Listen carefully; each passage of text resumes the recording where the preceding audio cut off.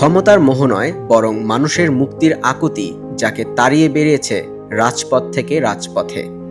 তিনি শরীফ ওসমান বিন হাদী, ঝড়ের বিপরীতে এগিয়ে চলা এক নিঃসঙ্গ মুসাফির। বারবার আঘাত এসেছে, পিঠ ঠেকে গেছে দেয়ালে, তবুও আদর্শের প্রশ্নে তিনি ছিলেন অটল। পরিবারের মায়া, ব্যক্তিগত সুখ সব কিছুকে তুচ্ছ করে যিনি তুফানের মুখে বুক পেতে দিয়েছেন, তিনি এমন এক বিপ্লবী বীর যার শির চির উন্নত। বিপ্লবীদের কখনো মৃত্যু হয় না, তারা বেঁচে থাকে হৃদয়ে। ন্যায়, সাহস ও আদর্শের আলো হয়ে প্রজন্ম থেকে প্রজন্মে পথ দেখায় তারা। অমর হোক বীর হাদী, তার ত্যাগ ও প্রেরণা চিরকাল অম্লান থাকুক।